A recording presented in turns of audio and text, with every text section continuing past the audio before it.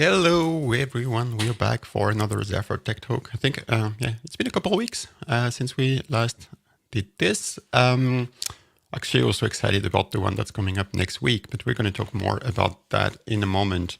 Welcome, depending on wherever you're joining us from. Good morning, good afternoon. My name is Benjamin. I'm going to be your host for today. We have this thing where as we get started and as we collect people, whether it's on YouTube or on LinkedIn, say hi in the chat if you feel like it. Tell us where you're joining us from. It's always interesting to see new countries and new areas popping up. Let's see about today. I'm joining from France, by the way, and we'll ask our guest in just a moment. Today's topic is going to be Bluetooth, Zephyr and Bluetooth, which actually I think is a first. I think it's the 12th episode of Zephyr Tech Talk. We've been doing this for about 6 months, I think. And it's kind of the first time we are actually diving into more Bluetooth stuff, which is kind of ironic because there's a lot of great Bluetooth support in Zephyr, whether Bluetooth low energy or tons of use cases that are supported, tons of low power use cases as well. So really looking forward to learn more. Not saying anyone saying hi in the chat, so please do so. Minnesota, USA, awesome. Hi, LinkedIn user. So yeah, without further ado, let's jump into today's talk. It's going to be a great opportunity to learn more about some Zephyr subsystems that are like pretty core to helping you simplify your sort of development workflow. Things like the Zephyr Shell, which is it keeps on giving basically when you start using it, and specifically using the Zephyr Shell over BLE. So let's bring in our guest on screen. I think you're on mute. Let me unmute you. Hello, Luis. How's it going? Hey, Benjamin. Thanks for having me. My name is Luis. I'm very excited to be here. So where are you joining us from? As we are seeing people from Germany, Argentina showing in the chat, where are you joining us from? Yeah, really exciting. So I can tell you a little bit about myself. I'm the lead firmware engineer of Croxel, as you can see. We are a design services company.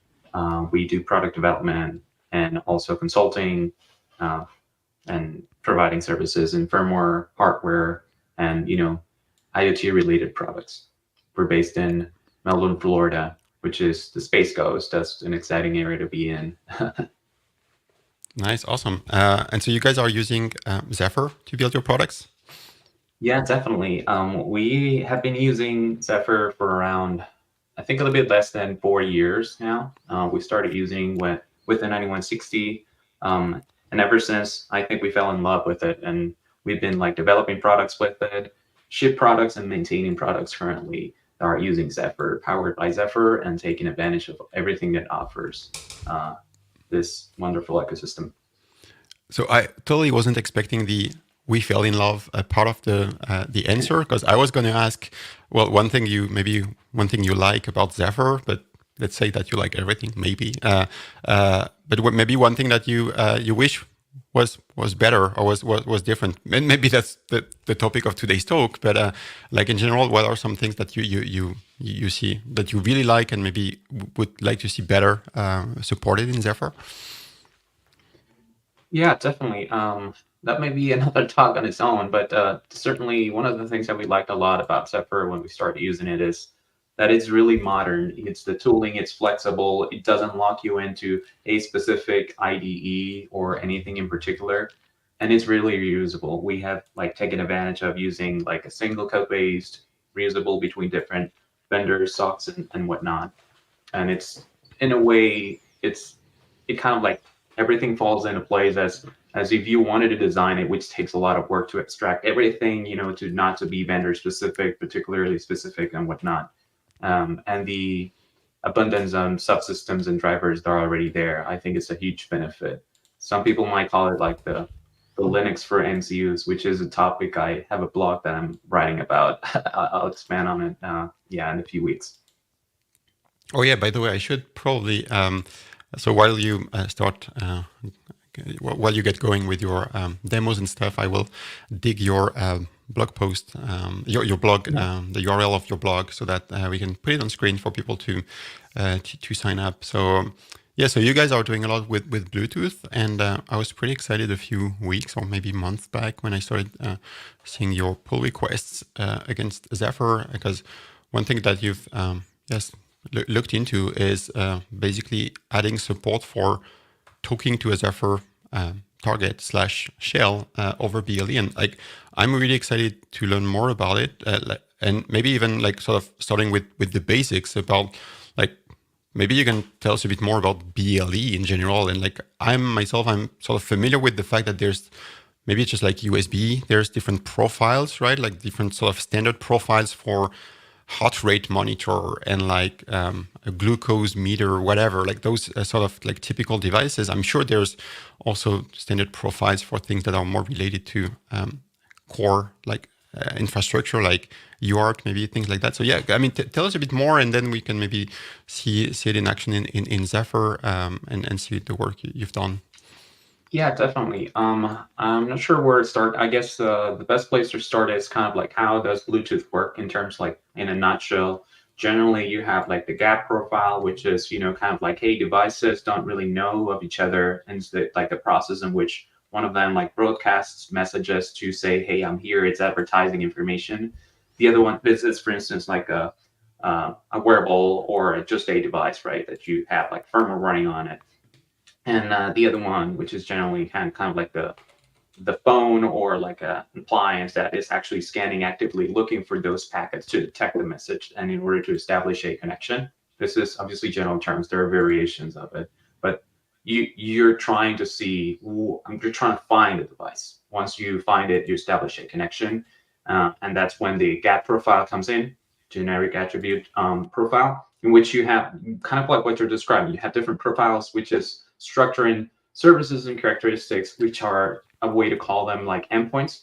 It's another way to call them endpoints. And you kind of like have like a protocol or a structure in which, hey, you listen through this notifications coming from this way, and this is like standardized. This is what you can expect, like battery voltage or like battery percentage. And you have some other for heart rate and some other things which are pretty standardized. Let me see if we can do kind of like a hands-on thing. Zephyr actually has a sample for this. I currently have right now 52840 development kit, but it should work with any Bluetooth enabled board, right, that Zephyr already supports. Let's try. If you have a chance to dismiss the StreamYard pop-up at the bottom, that'd be great. I'm sorry, what was it? If you have a chance to dismiss the StreamYard pop-up thingy that popped up at the bottom of the screen. Yeah. I'm going to do that and actually disable notifications. Here you go. All right. Oh, I got something else built on already. Let me go ahead and do that. It's building. Let's take a look at the code that we're building right now. It's essentially under samples, Bluetooth, peripheral, heart rate. Should be somewhere over here. And here's like a well-documented README of what it does. It exposes the HR GAT service standardized profile. And here is essentially a way for you to expose like the advertising payload, which is what the device advertise and broadcast for it to be found and establish a connection. Scroll down a little bit more. This is like standardized callbacks for Bluetooth when you want to understand when you have been connected to and whatnot, right? And just general thing, you enable the Bluetooth stack, you wait for it to be ready, and essentially this is kind of like a while loop for notifying heart rate, service, and battery level. Just the two things I happen to mention, but I that was kind of like in general terms. Let's go ahead and flash it, which would feature what flash here. And the device should like start right now. After program should start like advertising. I happen to have, I don't think it's a great thing because I think it's a bit like reduced, but let me see if I can. Essentially, like the importance of this, it's only that, hey, you have here, you found a device and you can see some things of it, not like paying too much attention to the details here, but essentially I'm trying to establish a connection with it. Let me restart. For some reason, May not be over there. Let me It was restart there, this. but yeah. That's the magic of demos, right? Let me Yep. give it another try.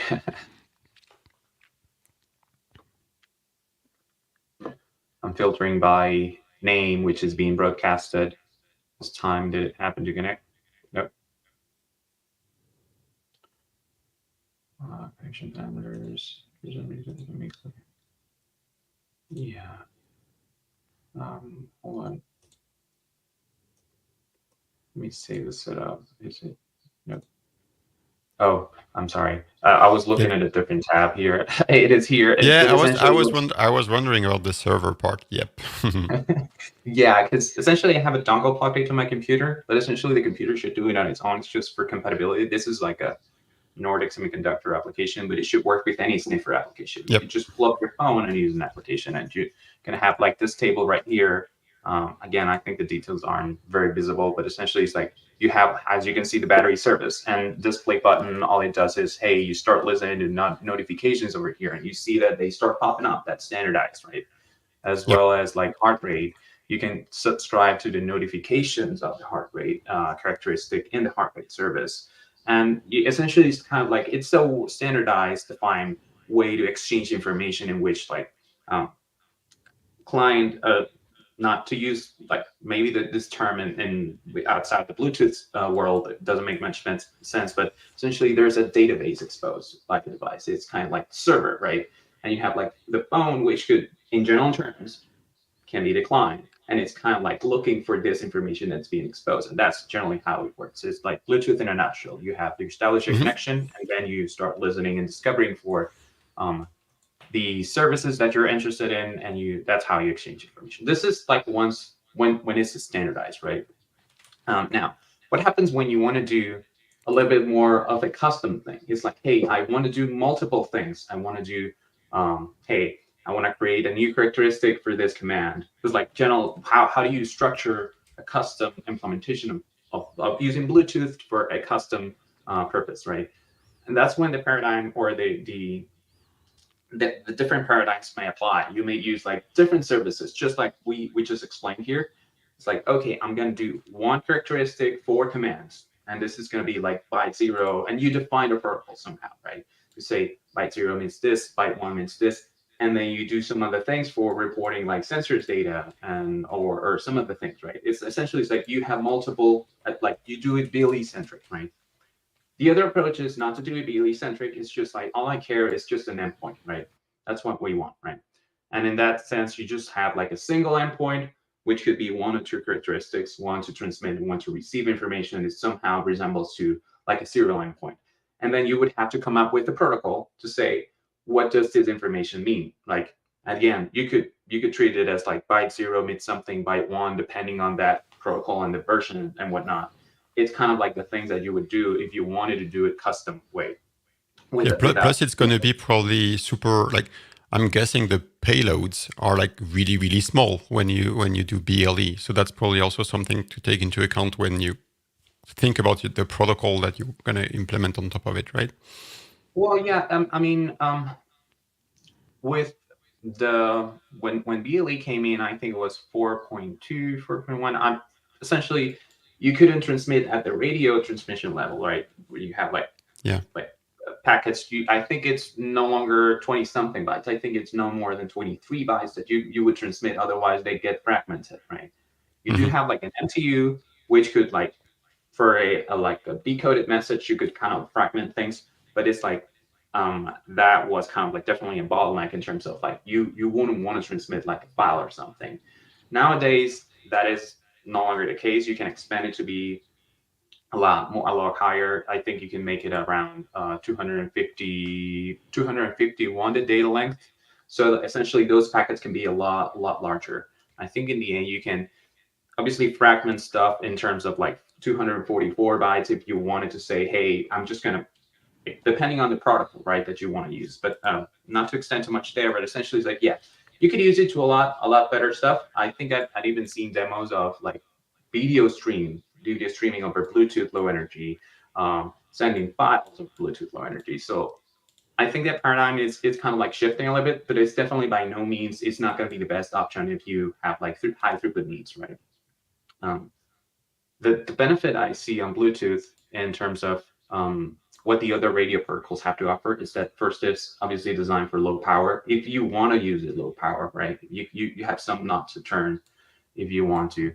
And second is like it's available in pretty much every smartphone or every smart device. It's like it's accessibility. It's, I would say, kind of like ubiquitous. So it's pretty beneficial if you have like a custom device or a product that you want to enable some interaction with the user or with with other equipment. You know, chances are it's not really expensive to add Bluetooth Low Energy on top of it. So it's really nice in that sense. What I think that's a good segue if we want to start talking about, okay, so what does shell mean in this context, right? And how is it used in this context, right? I can talk a little bit about my personal experience and essentially how I applied Bluetooth Low Energy along with shell. Essentially, we had a client that we had used shell for, right? Because essentially, like shell, it's really easy, and we can do it like a hands-on. I can demonstrate. How easy is it to add commands, right? It's like, hey, I want to do this thing. I want to sample this sensor. I want to set this product in this mode, or I like want to load credentials, or I want to like verify some things. It's really easy to do because essentially it's like you have command handlers in the firmware. And on the other side, it's easy because you just like it's human readable. You can just interact with it, and you have like command-based responses, and you just move on. In that sense, essentially, we had a client that was using shell already for USB and was using it at the factory for provisioning and testing, you know, like verifying that the unit was in place. And then we started shifting after the devices were deployed. They wanted to start using the same functionality for Bluetooth for the customers, right? So it's like, okay, I want to have like a mobile application that starts like sampling all of these things. And we realized that in the firmware, all these commands were already supported, right? It's like, okay, we can either do another subsystem, another module that supports all of these commands, or since everything here is somewhat supported, like along the lines of, obviously there are details to account for when you're doing that, we can just enable Bluetooth as a backend for shell, and we enable all those commands, right? And it's easy because the firmware, it's easier to maintain, it's transfer agnostic, and the commands are there. So kind of like going over a sample of how commands work on shell, right? You would go to the sample subsystem shell. I think this is a good example here. Essentially in Zephyr, when you want to declare a command, you just use this macro, right? When you have like a section, and you can treat it like in a composite or a tree-like structure. When you have like a main command, and you then move on towards like subcommands that you can add, and each of them can take arguments, right? Typical to a shell-like structure. And then you have the handler, in which you just receive argument count and the argument values, which have a meaning or depending on what you're trying to do. So it's really easy for you to say, hey, I want to take, for instance, the device serial number, right?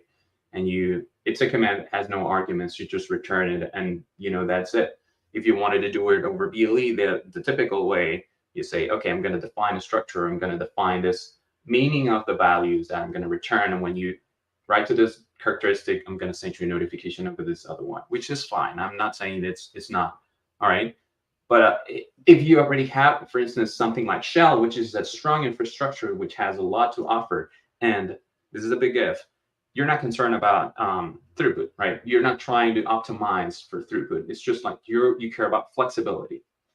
Then I think that shell is a good option for you to try. And footprint as well, I guess, to some extent, like footprint in terms of yeah, the code and maybe so slight overhead in terms of RAM consumption. And one thing that in case you didn't mention it, like there's actually tons of built-in commands. Like most Zephyr subsystems, they come with optional shell modules that can be enabled. Like if you're playing with the sensor subsystem, I highly recommend that you use the sensor shell because it also has tab completion, by the way, and it can give you a sense of whether all the sensors that are enabled and like active in your system, you can query them, like get data. You can configure them for those who support configuration, like trigger like an alert when an accelerometer has like detects a particular pattern. Yeah, and tons of built-in commands. Like the serial number that you mentioned, it's actually likely built in. Like when you enable the shell, usually you would have the device command that gives you access to this kind of information. Yep. Right. And I think I'm going to move towards a module. This is an external module that I built on to put some libraries that I'm hoping to contribute upstream to Zephyr. But as you know, until that happens, I'm just going to maintain it there for the purposes of accessibility, and anyone can check it out. It's on GitHub. I'm going to start building the sample. So we start trying, and I think it's a good hands-on comparison as we're going through. So for the purposes of the demo, I'm going to use Thingy52, which I happen to have here. It has upstream Zephyr support, so everything should be supported as far as the board goes. And it's a good board because compared to the development kits, it has a ton of sensors. So we can kind of like demonstrate that functionality you're referring to right now. Let me go ahead and turn this on. The sample that I'm going to be loading, it's a sample for Shell, which happens to have like Bluetooth enabled on it. That's the purpose of that. So first, let me check the specific terminology of the board. This is the one we're going to go with. Well, speaking, like just a random tip, speaking of tab completion that I was mentioning earlier, there's actually tab completion for West for both, I think, Bash and ZSH. So you could actually get tab completion for the board names if you enable it in your shell. And that's actually pretty cool. It's somewhere in the docs. Really, very nice when you have like 600 plus boards, like I think we have in Zephyr. That's really nice. Yeah. But West boards works too, for sure. I'll give that a try. Definitely would be really useful. All right. So this built, this is a Zephyr code sample of shell applying Bluetooth. And I'm going to program it right now.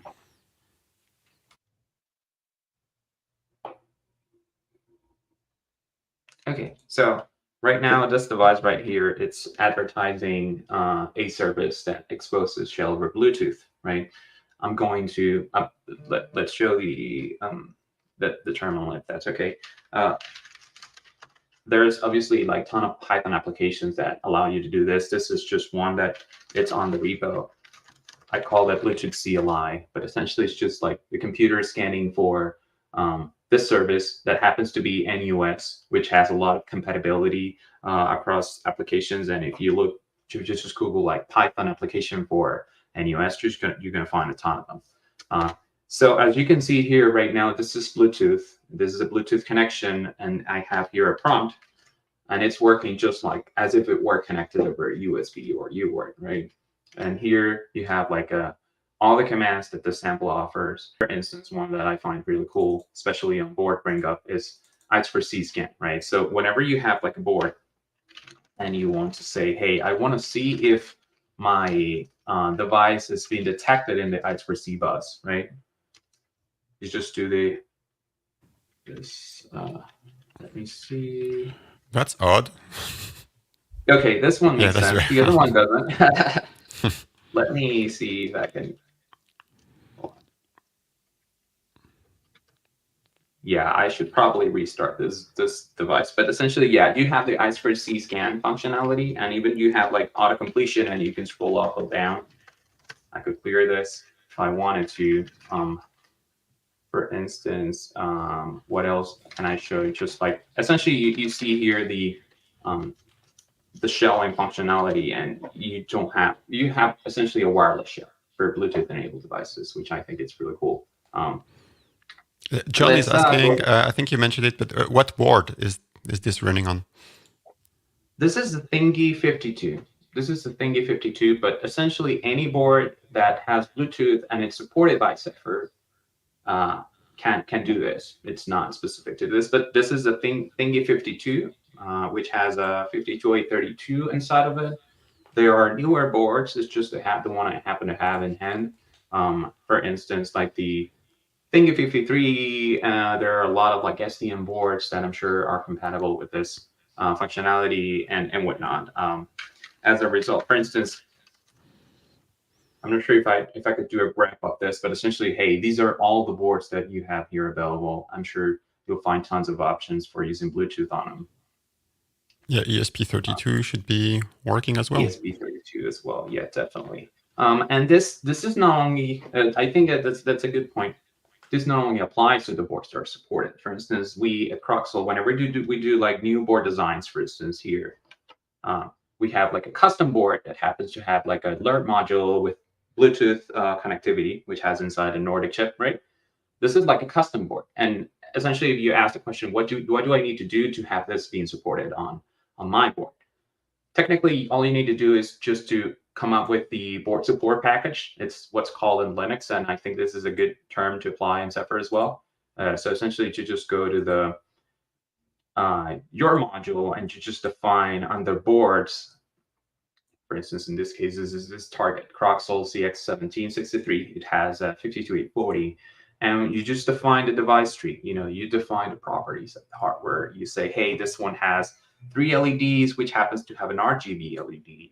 You have like a single button for interacting with it. You have like a I2C bus, and it has these sensors enabled and whatnot, right? So, provided you have that, not touching the application code or anything at all, you should be able to do what's build and just like build this code for that particular target that you have customly, you have provided custom support to, right?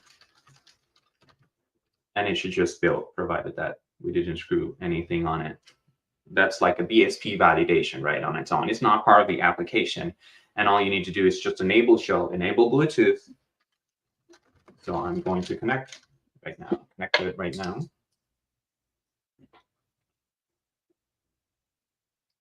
Hold on. I'm putting on the JTAG headers.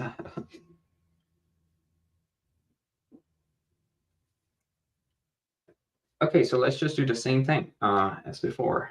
This board, this thingy, hopefully you can search through it. There you go. Okay, so this one here this is the board actually, and let's just rebuild this sample. So essentially you have here like the same shell, right? It's not compatible with this. Now, coming back to the point that you mentioned, Benjamin, where we had like multiple commands already supported in Zephyr, how can we make use of them, right? All you need to do is just go back into the Zephyr repo and look for the kconfig, right? The options that enable those subsystems. So it's not so much of a developing C code as much as it is understanding what's there and just making use of it. So let's just do a quick sample of it. Like I'm just going to rebuild this sample, but I'm going to enable it with I2C. I'm going to enable it with sensors, right? Enable so that we can tap into that. Oh, hold on. I think I needed to do. Oh, yeah. So you can provide this either in the prj.conf or you can provide it in command line. The difference is, or you can even toggle it in menu config. You have like a graphical user interface in which you can modify those configurations. The difference is that if you put it in the prj.conf, it's going to be permanent, right? You're going to have it every time. Whereas on this one, this is associated with the command and the cache build that the build directory you have. Let's go ahead and flash this board right now. It built successfully, and you can even verify as it's flashing. You can go into the build directory and you can go into zephyr.config and you can see what's this built. I mean, in terms of this subsystem is enabled, as you can see right now, right? And it even has automatically, if you enable it, you have shell, you're going to have sensor shell, which are shell commands for that. Same thing with I2C, you have I2C, you have I2C shell. And if I wanted to go over each of the things that have shell right now, you can see all these are individual kconfigs that enable file in the in the build system, right? One can also use menu config or GUI config, right? Also to have a UI to deal with Yeah, those. let's try that out real quick. I actually like it because you can easily search. You can get a sense also of why you're not able to enable such or such option because it's depending on another one to be enabled. Yeah, like I usually use a slash and just search for a particular pattern. Yeah. Okay. You're a pro user of this menu config. Yeah, well, I mean, we all have habits, right? And like that's also, I guess, a good and a bad thing, maybe to some extent. There's like for anything in Zephyr, there's like 5 different ways to do it. But yeah. Okay, so as you can see now, we have the I2C commands and the sensor commands. I'll try with this board once again, the I2C commands, see if it outputs something. That's better on this one. Yeah. Mm-hmm. There you go. This one is all right. Nothing to do with Thingy 52, but this one does run all right. Let's check out the. So I wanted to do before moving on just a one-on-one comparison here. What do we have in the device tree, and what are we actually seeing? Right. Kind of this is a tip for hardware validation. You have a new board. You want to understand if everything's all right. Right. So you have inside the I2C bus, you have declared 3 sensors. Right. We have declared 3 sensors. The BME 280. This is the slave address. This is the I2C 7-bit address that it comes with. 76. You have the LIS 3DH and zoom accelerometer. 18, and you have the APDS 9960 ambient light and RGB light sensor. 39. So let's go back to this and see 39, 76, and 18. It seems to have all the components that we have right on the board. If any of those by any reason are not here, just to clarify, what this command does is goes over each of the I2C addresses and looks for an acknowledgement.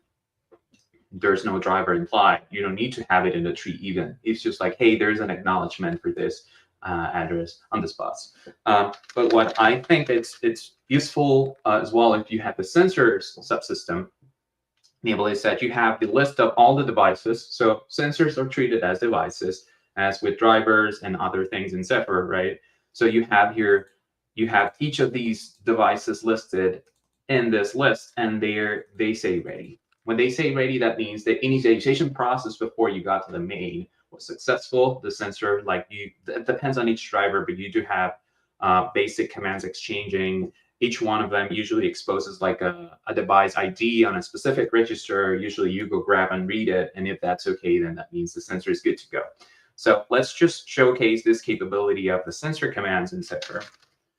When you want to do, for instance, and this is no code added. This is essentially already supported by Shell in concatenation with the sensor subsystem.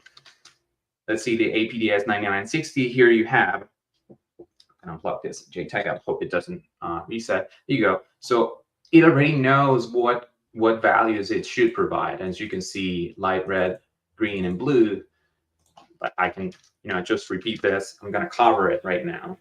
So the light should be minimized. There you go. So this is a live demo where you can see, hey, the ambient light and the characteristics of this are changing dynamically. And this is essentially no code added on top of whatever you needed to do to enable Bluetooth and Shell.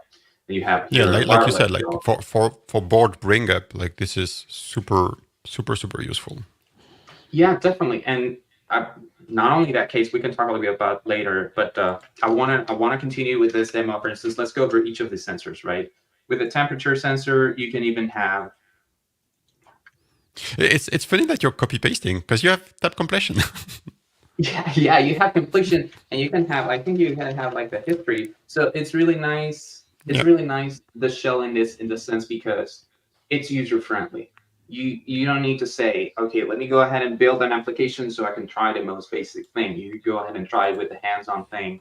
And obviously you can automate this behind like a layer or something that automatically sends the commands and read the responses. But as you can see, one of the things that I really like about Shell over Bluetooth in this case, and not necessarily Bluetooth, anything that's wireless, is that the user does not deal with the complexity of Bluetooth, which is, generally you should understand it, but it's like, hey, we are abstracting Bluetooth out of the way, right? In this case, everything is Bluetooth agnostic, and if you wanted to do it over USB, it's the same experience, the same interaction with the user. You don't need to know. You need to just practice those characteristics. Obviously, the script does it for you, but then the problem or the problem is framed in such a way that it's the shell. It's a user interaction problem. It's not a protocol problem, right? In this case. So let me see. I'm gonna rub a little bit the BME 280 to see if I can heat it up a little bit. Not sure if I'm doing a great job at it, but essentially this should make it go a little bit hotter. Okay, well, I get it. The BME is reading what it's reading, and it's giving you the pressure, the humidity, and the ambient light. As you can see, it's pretty humid here in Florida. I'm sure other people would love to have this 22 Celsius temperature wherever they are right now, but anyways. And the last thing, which I thought was pretty cool as well, is just like the accelerometer. How can you demo the accelerometer? Well, orientation is really simple, right? So right now I have the board right set up, and the board tells me that C in this way it's C positive. As you can see, this is in meters per square centimeter, meters per square seconds, right? So essentially 9.8 is the gravity vector that's giving you that right now. So you have that. If I flip it and it's now facing upside down, you have it and it's now negative, right? If I move it in this orientation, for instance, let me align it with Y positive, Y negative. There you go. It's easy to check out the sensors because provided it has a driver in Zephyr, provided you have like this capability, it's really easy to demonstrate. What was I gonna say? Okay, yeah. So coming back to this point where, okay, so I have the sample. I guess we've proven the case that it's really easy to enable Bluetooth. It's really easy to enable Shell. But how can you customize it? You know, like, okay, we understand that everything is there. It's really useful. You have like okay, some people is enjoying the cold. So you have like CAN shell commands. You have like X4C shell commands, SPI shell commands. Pretty much, you would think that this interaction resembles somehow to the Linux interaction that you would have with the board. It resembles as if it's running an operating system, which is in RTOS, but it's in the end it's C code. It's a microcontroller. It's your flash in the board. So it's really amazing that we're starting to have like RTOS such as Zephyr with the plus with all the things included that allows it to behave this way with barely any code added. Let's come back to the point where what happens if you want to add a new command? How easy it is, right? Let's try to test that assumption. Right now, all there is here in the sample is that you have like a main. This is just a function to enable the Bluetooth functionality, and there's like some basic stuff here. You just enable the Bluetooth stack and start advertising, assuming this callbacks are just for information. They're not really doing anything. Let's go ahead and try to add a new command, new shell command. For that, I will add a new file. Say shell command. For this, I'm going to look at. Let me quickly. I have a pointer here, but we can do it live here as well. So essentially, let me search for a command that we were on the samples. Let me pull the sample subsystem shell. And let's look at that syntax for different commands, right? Here we have like a command register, command argument register, command register. So essentially, I think this is the one we want to pull in. First argument is the command itself. The second one is if you want to have like a tree of commands, subcommands, you just provide that. Otherwise, you provide null. This is the command description, and this is the handler. So I'm just going to literally copy this. I'm going to put it here, obviously including the relevant headers, right? You have like Zephyr, the kernel, and you have like a Zephyr shell, if I'm correct. Yes. So let's put this to null because we just want an easy command.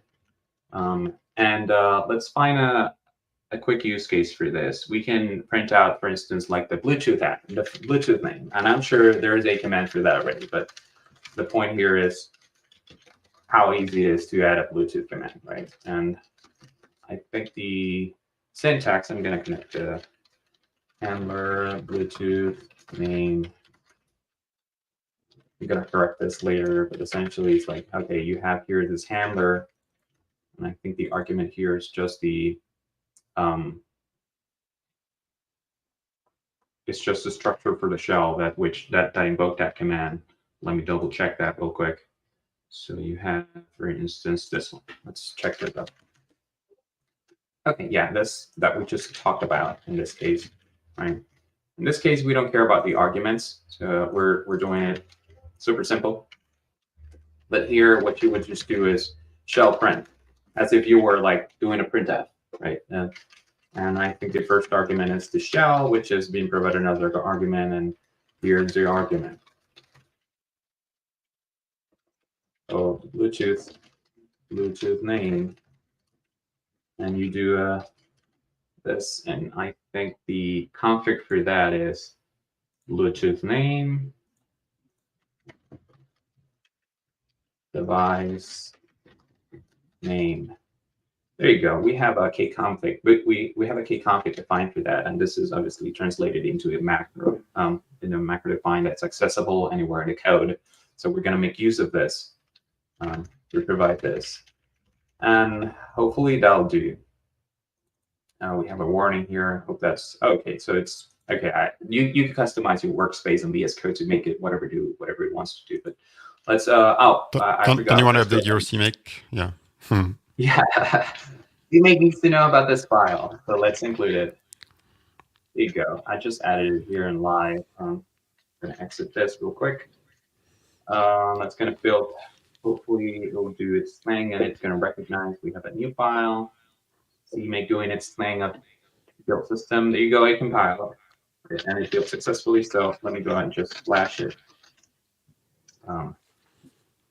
Yeah, connect in here this thing. There you go. Flash arrays. We're just loading the code right now live. Okay, so let me just go ahead and reconnect with it. I'm scanning, connecting, we're connected once again. And the command name was let me pull up. What did I put as the command argument? Demo. I said demo. Do we have demo here? We don't have demo here. Maybe I'm missing something here. And the Bluetooth command register here. Essentially, let me Zephyr shell static and we retry this again. We should have this. It's recognizing here. Let me do it pristine though, just for the sake of it. All right, a free CD-ROM of Zephyr 3.6 for whoever helps us first in the chat with what is missing.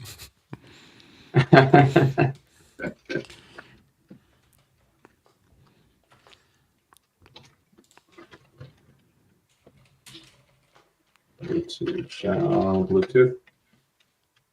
Here you go. Let's give that another try. Assuming this is all right. The CMake, we have added the file successfully. Yes, it's here. We have it here. Like I say, I think this should be working.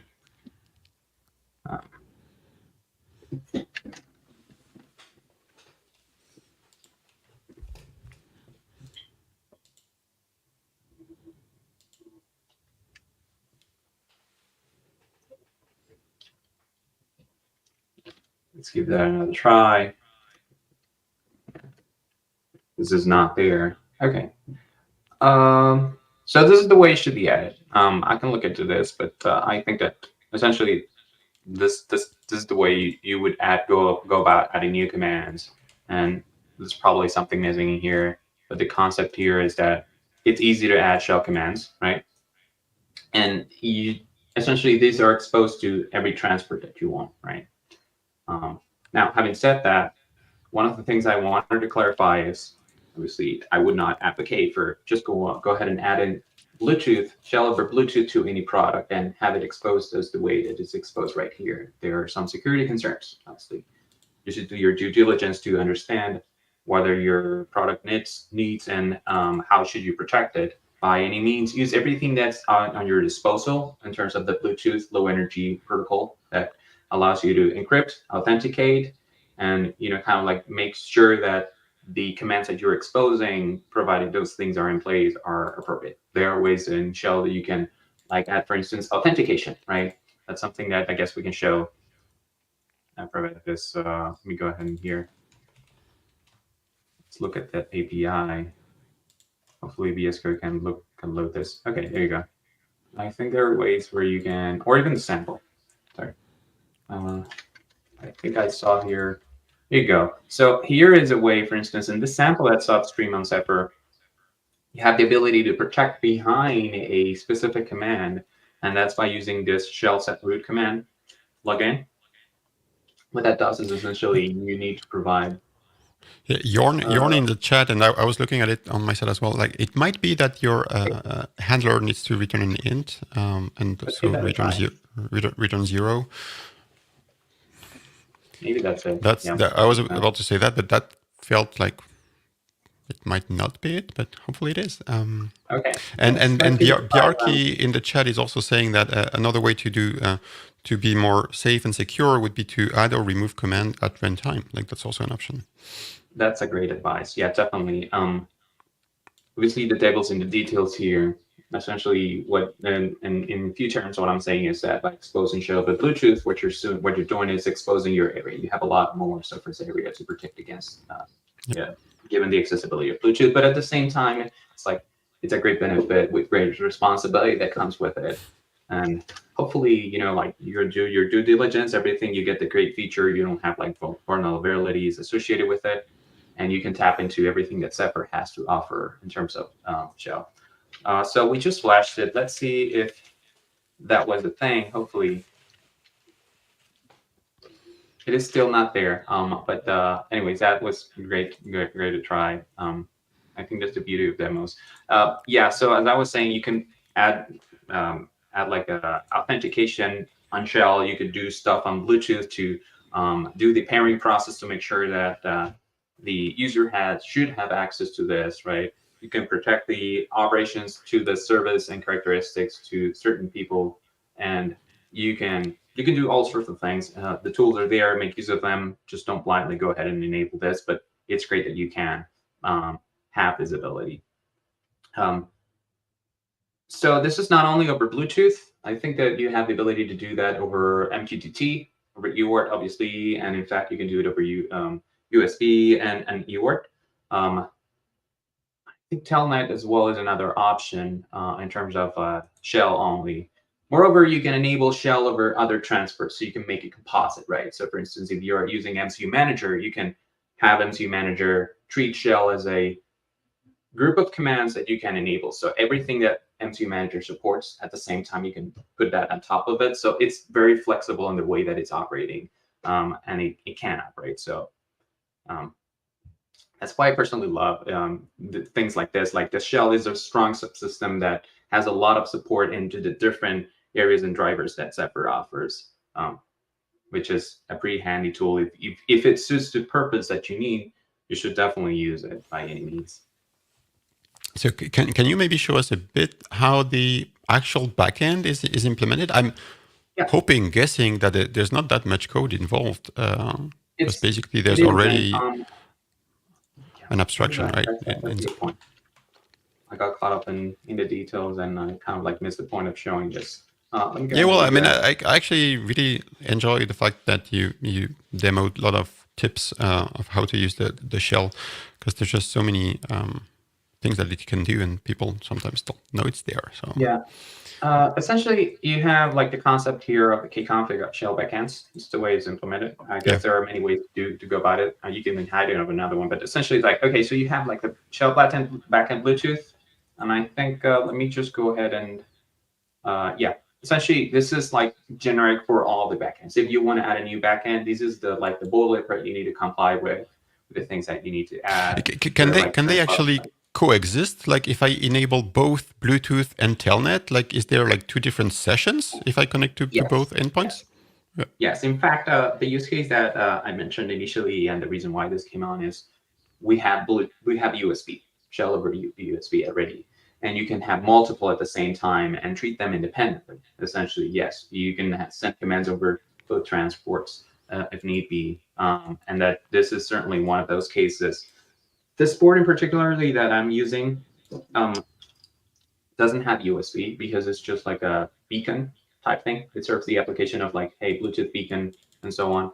But this thingy does have an USB, so I can imagine you can just perfectly demo both over USB and Bluetooth with this right here. By default, if I recall correctly, shell over UART or whatever the console is, like the selected transport is, it's serial. Shell over serial is enabled by default. So it's it's easier to demo if you are interested. And in terms of the implementation for the backend, go ahead and share this. You just need to comply with this API that's specified here. Obviously, if you click in this transport API, I'm not sure if I'll bring you that. Yeah, there's like this description of, hey, these are the operations that need to happen, and this is what you should do for any shell backend, right? And it's just the implementation of those functions. What this file does in addition to that is essentially treating the Bluetooth connection. So making sure that you're connected and making sure, you know, how does it actually work? It's translating the implementation for Bluetooth notifications, receiving the commands, responding to them in this service, which happens to be UID compatible with NUS, so that essentially you can pull up any NUS application. That's nothing that's not to say that it can't be done with anything else. You can choose any custom UID service and characteristics, one for transmitting, the other one for receiving, and that's what should be. So this is Bluetooth specific, but the operations are shell specific, are these APIs defined here: init, uninit, enable, write, read. That's all there is. It's essentially kind of like a serializer using shell APIs for over Bluetooth, implementing it over Bluetooth. Nice. Yeah. And do you have a sense of what's the footprint of enabling? Well, I guess once you already have shell and Bluetooth, adding the backend is probably not that much of an overhead. Yeah, I would agree with that statement. Yeah, one of the things I think that it goes in line with that question is, what do I need to enable in terms of like the modules? So let's show this. This is kind of like, hey, if an application wants to use shell, and let me just clarify some of the things. For shell, all you need to do is enable shell, obviously, and enable the backend, right? Just explicitly saying, hey, I don't want in the log backend, but that's, you know, kind of like the complexity. You can even put like the logging subsystem on top of shell. We don't want that because that would kind of like clutter the output. Not saying you can't do it. In this case, this is what I'm suggesting. This all just like additional shell commands. This is just for demonstrating the shell functionality. Not, you don't need to have this. And essentially kernel shell commands, device shell, date shell, plus anything else that we provided over the command line, right? Over like the config sensor, config I2C, and all those things. And the other one thing that you need to enable is obviously Bluetooth. These are the three key configs that you need to enable. You need to enable the Bluetooth stack, and you need to have it behave as a peripheral, which in case kind of like somewhat enables, it turns out to be GAT server, as I mentioned, the concept of that GAT server. And you need to provide a name. I guess this may be defaulted to something else. And this is just like to optimize, you know, the exchange of the packets. But I'd say this is kind of like, okay, you tweak it as you need it, right? There is no one configuration suits for all. There are different needs and there are different like functionality, especially with the LE audio stuff. You can have this in coexistence with other GAT profiles and not even using GAT at all. But just like keep in mind that this settings may make the feel and the interaction with the shell of Bluetooth much smoother or not, right?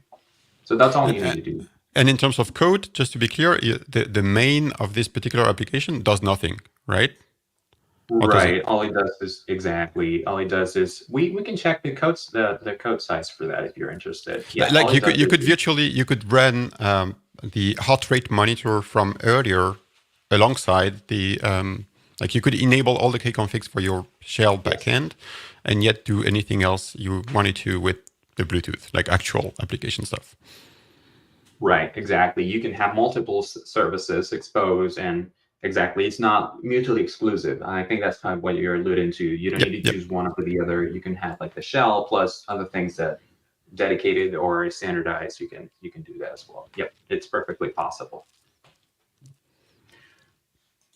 Yeah, I think I'm still thinking about this one, but as I'm going Yep. rebuild Well, and this. as a reminder for folks watching us, like I think we have like 5 minutes to go, so now would be the perfect time to make sure you ask your questions to Luis in the chat. I haven't seen that many actually coming in, so yeah, let's just don't miss Okay. the opportunity because we're it's always better when we're live.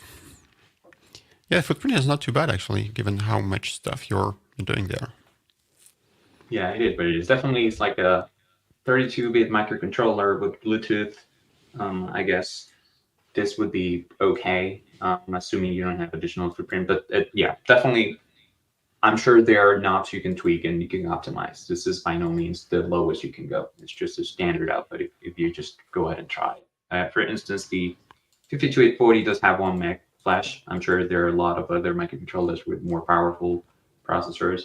Assume if you support DFU, you won't be able to utilize the whole 1 meg for a single application. You will kind of like doing depending on your upgrading scheme, right? You would kind of like partition it into slots and whatnot. But yeah, that's another conversation. Okay. So I think I put the link earlier. I will put it again to your GitHub repo where this work is available. Yeah, this is actually really cool. I think I will, to your point before, or to Jan's question too, I will try it on other targets. Like pretty sure it just works on ESP32. Yeah, no, it's really, really cool. Yeah, definitely. And I appreciate you having me here. I'm very excited to participate in the Zephyr community, which even though I've been a user for a while already, it's very exciting to start contributing and start interacting with the people involved in making this project so great. So I'm happy to be a part of it, and hopefully it'll be much better in the future as well. It's just a start. Yeah, well, speaking of which, we're just a few days away from so don't mind, like it says that Zephyr 3.6 is out. This is a plug for next week's Tech Talk. So Zephyr 3.6, if all goes well, will be out by Friday of this week. So as we are recording this, we are February the 21st of 2024. So we're just a couple days away from the release. There's many things that made it into the last 4 months, that made it into the release. So like we did last time for 3.5, we will be hanging out next Wednesday at the same time with the release managers for the release, as well as several maintainers to talk about some of the cool features. We might have some demos. I'm actually trying also to record a demo video that I will be publishing on Friday. But yeah, there's lots of really, really interesting stuff. Maybe in 3.7, we will have an official Bluetooth shell. Who knows? That'll be cool. But yeah, don't forget to RSVP, whether you're, if you're watching on LinkedIn or on YouTube, the event is already there. Click the bell, click the subscribe, whatever, to make sure that you get the reminder. Make sure to subscribe to the channel as well. That's always a good way to be reminded when we're going live and when we post videos. There's lots of Zephyr meetups happening these days all around the world, and we are trying to post the videos as well. So I really encourage you to check this out as well. And yeah, with that, we will be back next week at the same time. Luis, thanks again. I hope you have a great rest of your day. I guess I will see you in April in Seattle for the Zephyr Developer Summit. I think you have a couple talks accepted, so good luck with all the preparation. And yeah, see you online as well. Thanks everyone for watching, and thanks again, Luis. Bye. Thanks for having me. Thank you all. Bye.